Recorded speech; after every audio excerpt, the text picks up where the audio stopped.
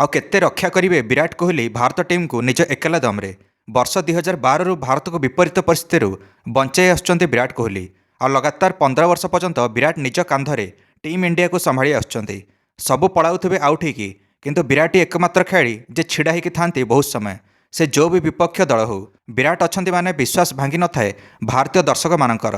गतकाली भी से देखा मिलता न्यूजीलैंड विपक्ष अंतिम ओडीआई मैच रे, जहाँकि गोटे डिसाइडर मैच थिला।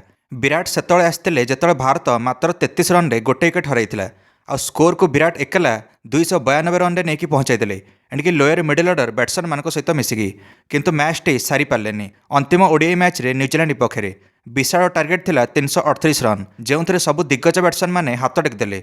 किंतु लोअर मिडिल ऑर्डर बैट्समैन मान सहित मिसिकी विराट कोहली बहुत ही लढ़िले जुजारू इनिंग्स न्यूजीलैंड विपक्ष अंतिम ओडीआई मैच रे। आ 124 रन इनिंग्स खेल आउट हेले 108 बॉल।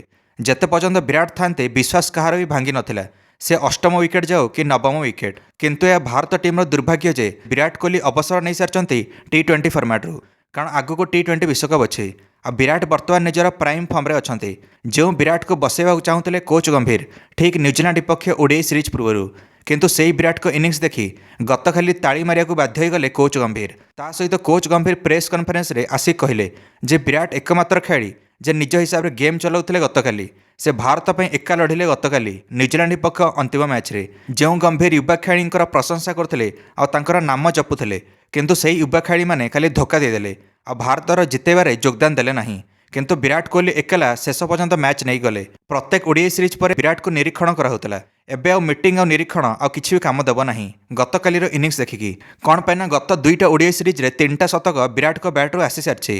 आ खातार 616 रन अच्छी समुदाय 7टा मैच रे। बर्तमान विराट कोहली ओडीआई रे नंबर 1 बैट्समैन ओडीआई रैंकिंग रे। एबे मीटिंग रो शब्द उठुना विषय ठारू विराट को नहीं। भारत हारीगला ओडीआई सीरीज न्यूजीलैंड विपक्ष में, किंतु विराट कोहली समस्त हृदय जीतिगले निज इनिंग्स द्वारा। विराट निज 85तम अंतरराष्ट्रीय शतक संपन्न कले गतकाली तृतीय ओडीआई मैच रे न्यूजीलैंड विपक्ष में। एबे 15टा शतक दूर में अच्छा विराट।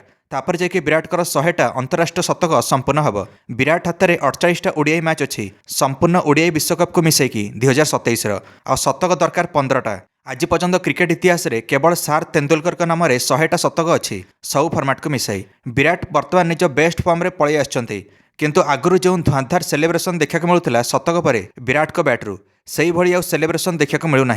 बास टीम को जितेबार मनोबल एबे भी सेमिति अच्छी विराटकर। मुख्य चयनकर्ता अगरकर कहते जे विराट निजे स्पष्टता देखना ओडीआई विश्वकप 2027 पई, किंतु विराटकर लगातार प्रदर्शन द्वारा अगरकर बर्तमान चुप अच्छे।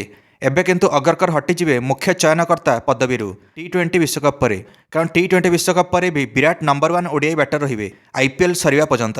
कारण आईपीएल पर्यंत आ गोटे भी ओडीआई सीरीज नहीं। विराट कहते जेते पर्यंत तमें निजे हार मानि न सेते पर्यंत तुमको कहीं हरई पारिबेनी। शेष में से अगरकर विराट को लड़ाई रे विराटकर विजय होइछि। तो विराट केवल जड़े खेलाड़ी नुहंती, विराट बहुत किसी उन्नत मानर शिक्षा और साहस प्रदान करचंती आजिर युवापीढ़ी को, एणिकी निज देश प्रति समर्पण भाव देखिकी ना कौन कहते। निश्चय मंतव्य कमेंट दे वीडियो को लाइक और चैनल को सब्सक्राइब करदे समस्त क्रिकेट अपडेट्स। धन्यवाद।